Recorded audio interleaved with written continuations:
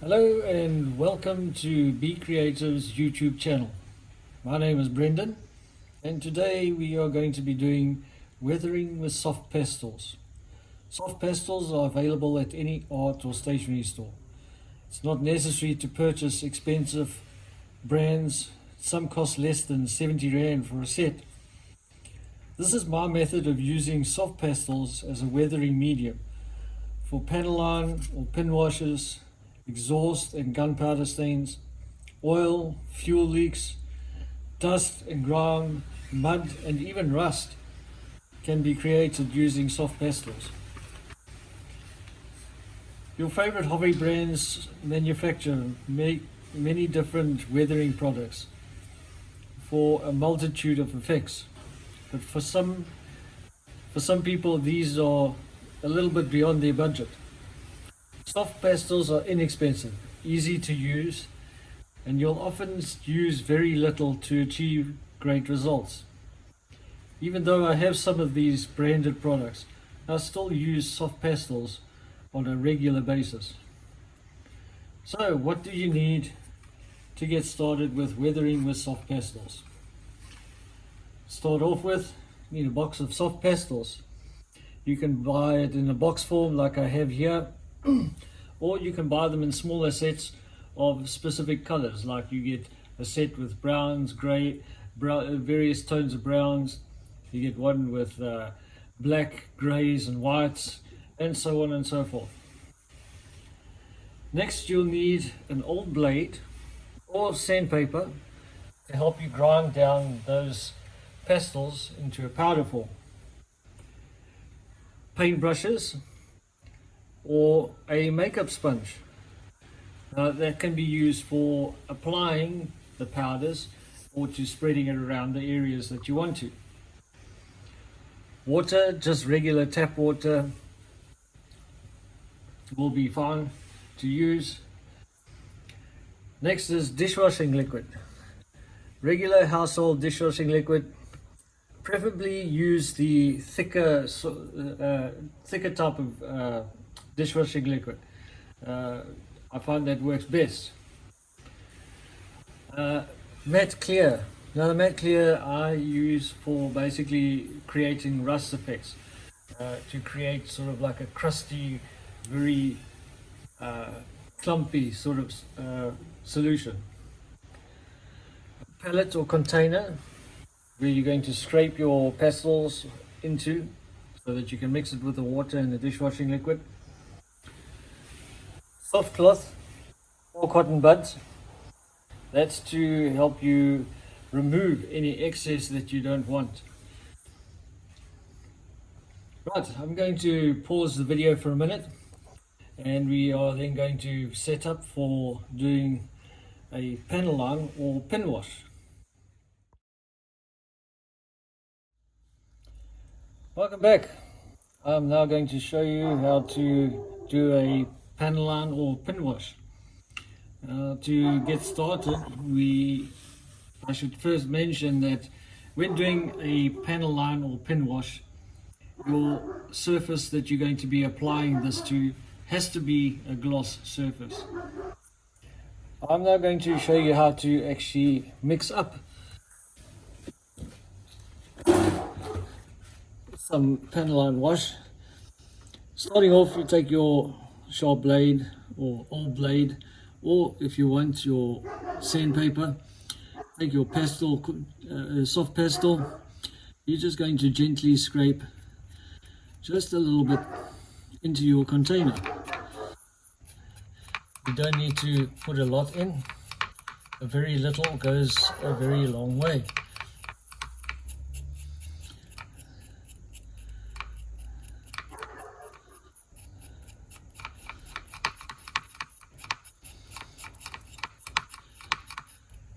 So there I have scraped a little bit of black into the container. To this I'm going to add a few drops of water, just regular water, no special water at all necessary.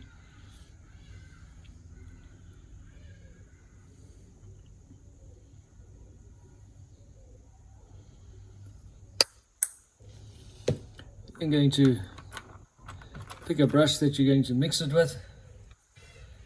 You're going to mix all that up. As you can see, the powder's mixing in with the water, creating sort of like a very translucent, watery wash. Now, to break the surface tension of the water, you take your regular dishwashing liquid, the thick type, and you just add just 2 or 3 drops.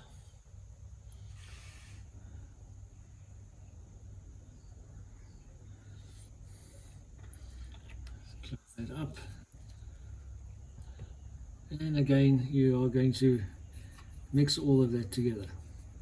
Now, you saw how little I actually scraped into the container, but you see how much I've actually managed to mix up of the solution. Putting it on the side of the container, you can see how watery it is. That's the type of consistency that you want.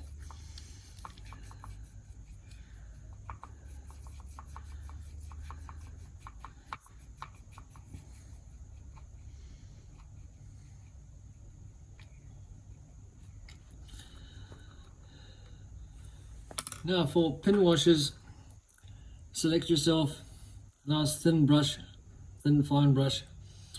Get your model piece that you've now prepared with a gloss finish. Dip your brush in and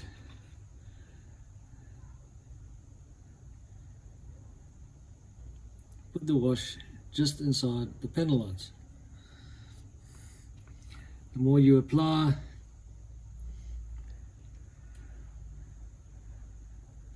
the more intense the wash will be.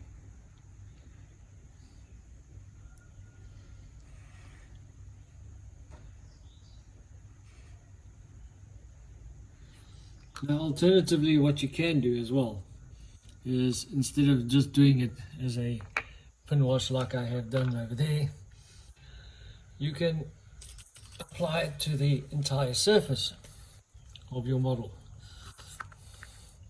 I have some pre-mixed pre-mixed wash here.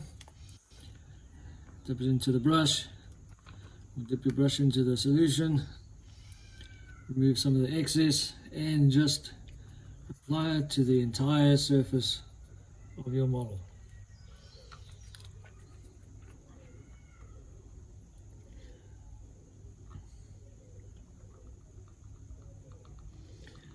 Get it into all those recesses or areas that you want it to.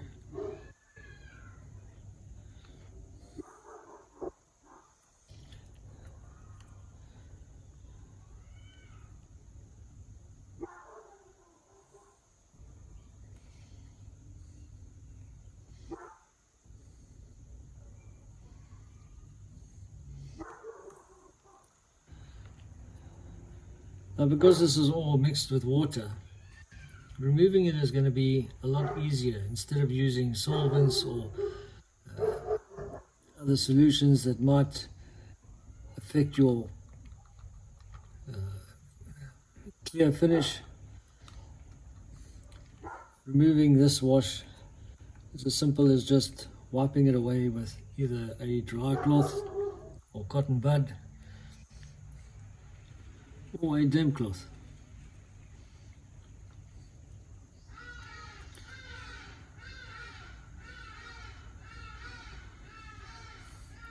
So there I've applied it to all the areas that I want the wash to be in.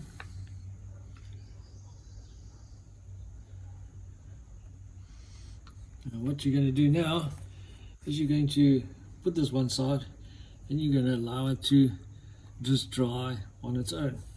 It'll take about 10 to 20, sometimes even 30 minutes depending on the weather conditions. Once it's dry, I will come back and I'll show you how to remove it. I've now let the wash dry for about 30 minutes. As you can see, it's pretty dry there.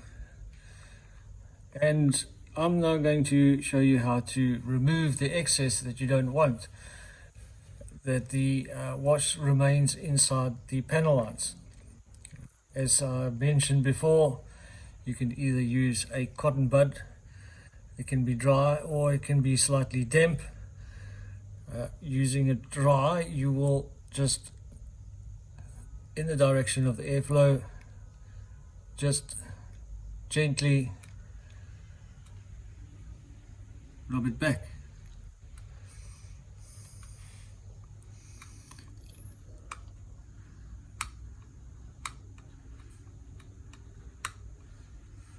If you're in a hurry and you want to clean up a bigger area or remove as much excess as possible, I like to use a old cotton cloth, old t-shirt, just dampen it a little bit,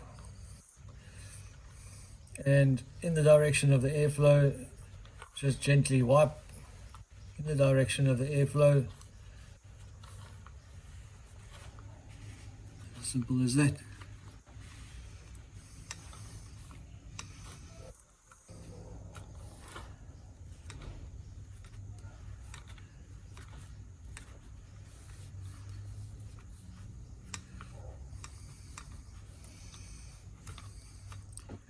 For areas that are a little bit more difficult to get to, just go back with your cotton bud and just remove any excess that you may have missed.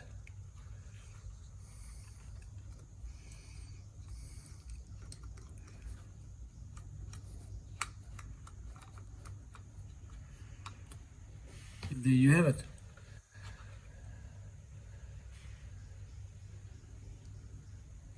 As you can see, the wash has remained in the panel lines. All that you need to do now is just apply your preferred clear coat, either a gloss or a matte finish, and you're ready to go.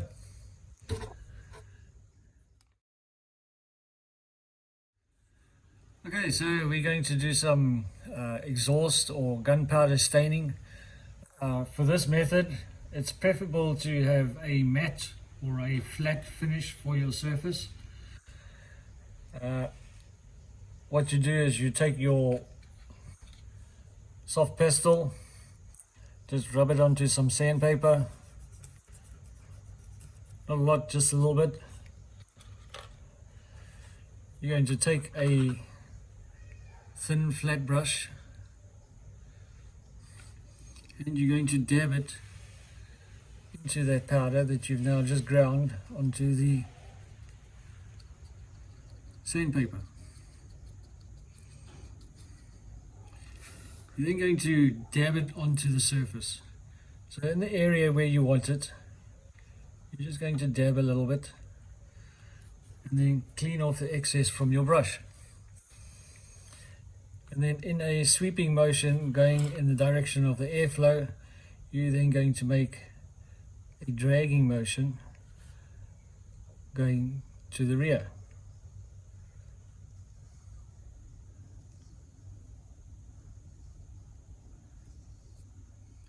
If you feel that you've put a little bit too much on, or you want to make the streak or the stain a little bit more controlled or in a smaller area, I use these little makeup brushes. You can buy them at your pharmacy or at your makeup stores.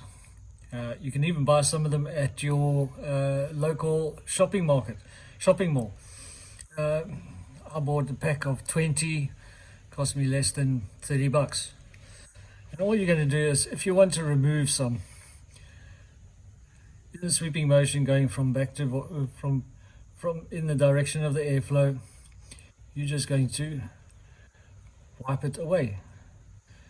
The more you rub, the more that comes off, until you reach the desired effect that you want to get. Of course, if you don't want to use makeup sponges, which I find is actually a lot better than using cotton. You can use a cotton bud. Same technique, just in the direction of the airflow, just move it back.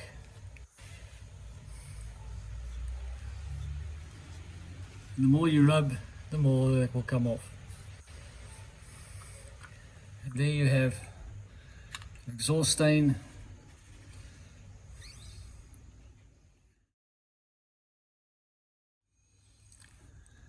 For dust and grime, it's also, as previously with the exhaust and the gunpowder stains, preferable to apply this onto a matte or a flat surface. I've ground some light brown and a pale yellow onto some sandpaper. Starting with your darkest color, you just take a little bit of the powder with your flat brush. You're going to apply it to your surface, but you're going to do it in a kind of like a stipple motion, you know. And this is ideal for areas where the crew or the pilot have to walk over. It's going to create a dusty or a grimy sort of looking area where there's fuel leaks. Around the edges of the fuel leaks, you can apply this dirty, dusty look.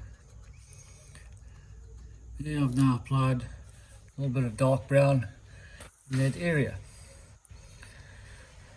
Now, to lighten it up a little bit, to make it a little bit more sandy, I'm going to take some of the yellow, I'm going to shift it over there, pick up some of the dark brown, and I'm going to mix it together to create a slightly lighter tone of dust.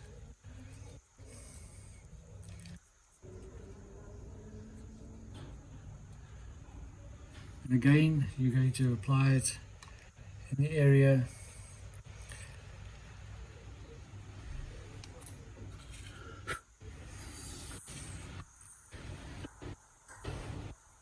the more you apply, the more intense the effect will be.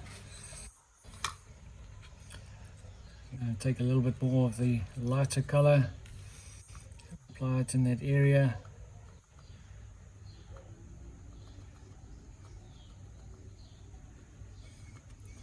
Until you have reached the desired effect that you wish to create. If you've got a little bit of powder, excess powder on their surface, just simply blow it away. Now, if you've put too much and you want to remove it, like before, with the gunpowder and the exhaust stains, get your little makeup sponge, and the areas that you don't want it, just wipe it away.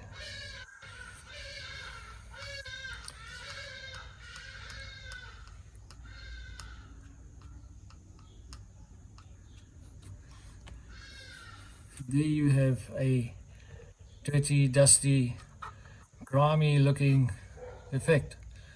Of course, using different colors, you can create different tones of dust and grime or dirtiness that you want.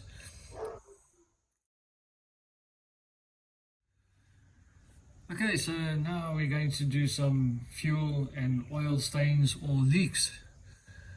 For this, also you can apply it to a flat surface, or if you wish, you can also do it to a gloss surface. Although I find that the effects are a lot more better on a flat or matte surface. What you're going to do is you're going to take your fine tip brush, you're going to dip it into your black or brown wash, and you're going to dab it onto the area that you want to create the streak. So you're going to make kind of like a puddle.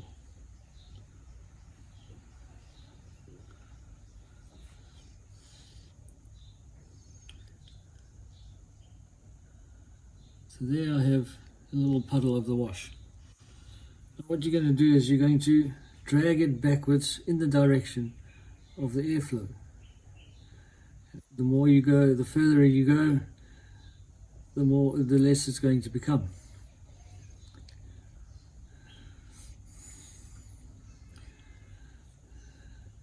Once you've done your streak, you can then dab a little bit more onto the area, creating again a puddle. It's a little bit too much. Just dry your brush off, remove some of the excess, and then again just drag it gently in the direction of the airflow.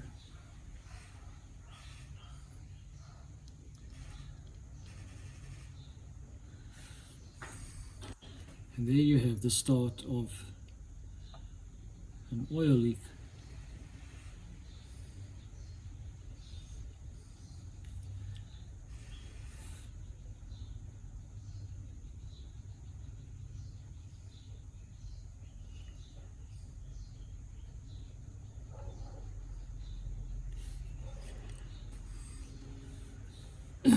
Now you're probably thinking, oh, that looks a little bit too intense. Not to worry, because if you need to remove some, again, cotton bud, dry, and in the direction of the airflow, just remove what you don't want. Pretty much like the wash.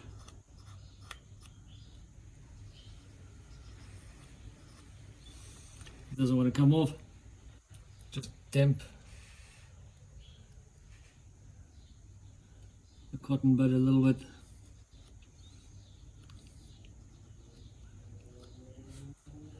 And then you have an oil streak.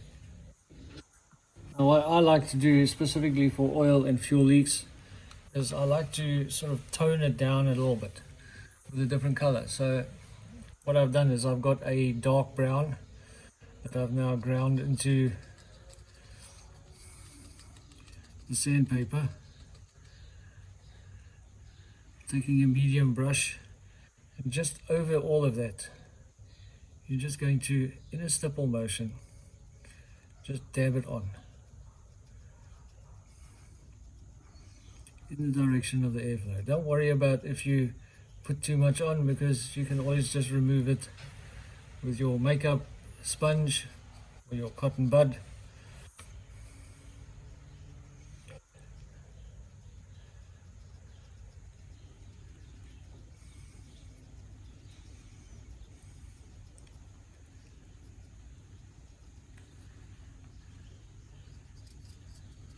The more you apply, the more intense the effect will be. And if you put too much on, it's as simple as just removing it with the cotton bud. So there we have our oil or fuel streak. Now I've done a little bit too much, and I want to remove some of the excess. I'm going to take my makeup sponge, and I'm just going to gently wipe it in the direction of the airflow, removing as much or as little as you want.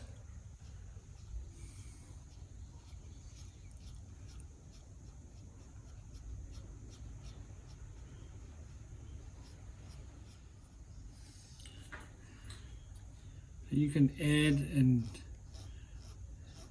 add more to this if you want, or you can take more away. It's entirely up to you.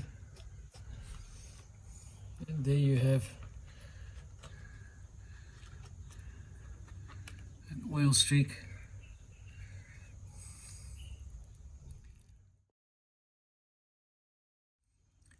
Now for rust and mud effects, you basically want to create a thick, pasty, sort of clumpy kind of solution. What I've done is I've taken a light brown and an orange, and I've mixed it into a container. Now that's going to be your base, to which you're going to add your flat clear. Okay, and the other two containers, I've taken the bright orange and I've taken sort of like a very reddy orange color. That'll be for your highlights. That you're not going to mix it in with this. You're going to apply that dry to your actual muddy or rusty area. Well, as you can assume, I'm going to be creating sort of like a rust effect. So there we have our mixed powders. You're going to add just a single drop or two of your clear flat, and you're going to mix it so that it makes a very thick pasty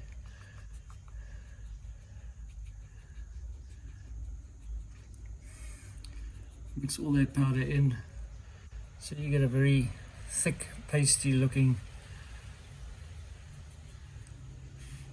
solution.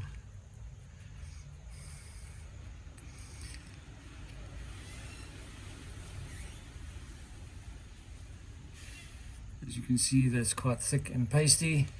I'm going to move that to one side. I'm going to take my little model piece. Now what you're going to do is you're going to remove just a little bit of it so that you're left with a little bit on your brush, and like you did with the dust and grime effect, you're going to apply it in the area that you want to create the rust effect. So I'm a little bit out of camera shot here, and you're going to apply it as thick as possible, just in the area that you want.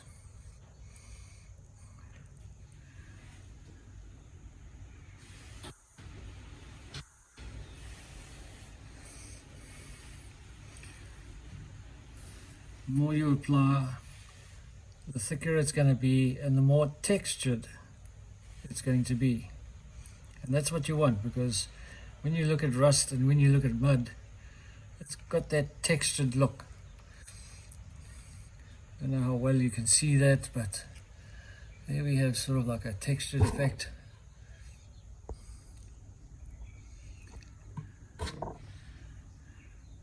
And you continue to just dab it to create more texture.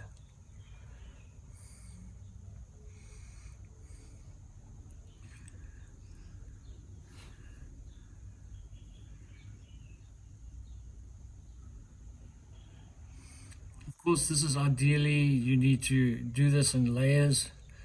So you apply one layer, allow it to dry, apply another layer, allow it to dry, till you've reached the consistency or textured look that you want to create.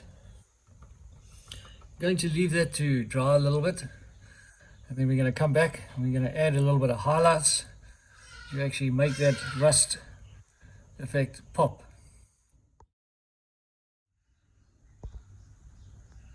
Okay, so I've allowed that to dry for a couple of minutes. I'm now going to add a little bit of highlights to create a different rust tone effects. I'm going to dip my brush into the burnt orange color, and in a stipple motion I'm going to just dab it on in the area that I want to have lighter tones. As you can see, it's already changing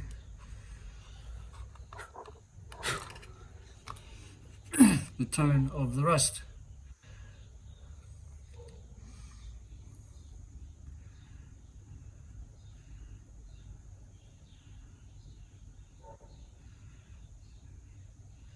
And you just continue to do that until you reach the desired effect.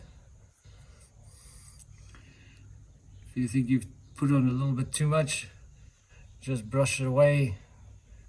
What you think is a little bit too much, and reapply if you need to add a little bit more.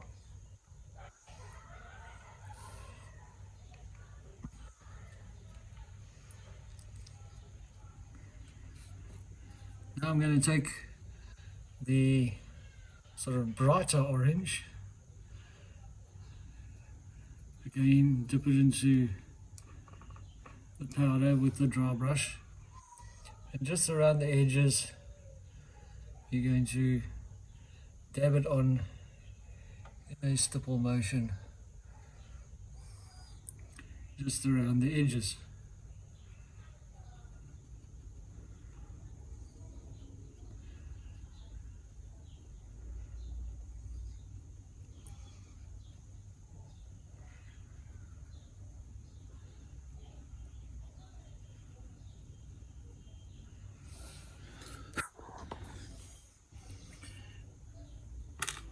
Again, if you think you've added a bit too much, or there's areas that you don't want to have that, again, make a sponge and you just brush away what you don't want.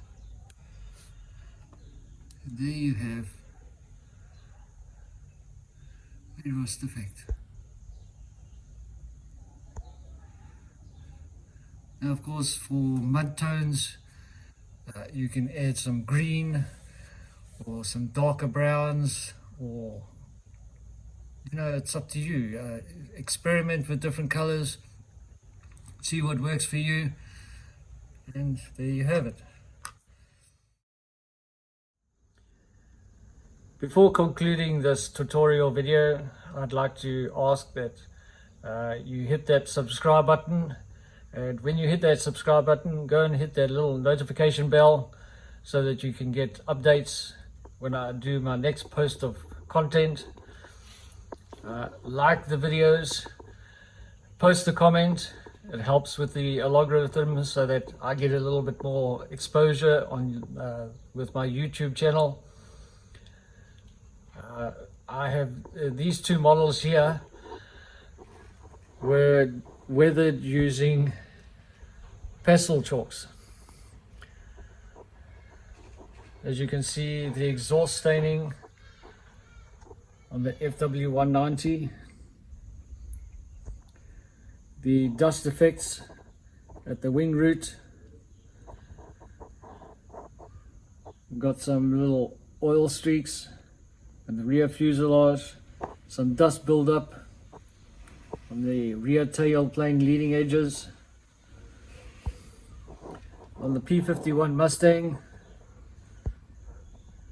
I've got some gunpowder residue buildup, as well as some fuel stains on the wings,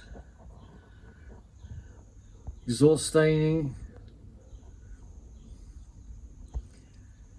and the penline washes is also done using pastel chalks. It should also be noted that when you've applied these weathering techniques, it's not necessary to apply a clear coat afterwards. However, if you do wish to do so, you should note that the clear is going to reduce or tone down the intensity of the soft pastels that you've applied. There are many ways of using soft pastels for weathering. So experiment, mix different colors, apply it to your model, dry or wet, and have fun. In closing, be inspired, be creative. Bye-bye.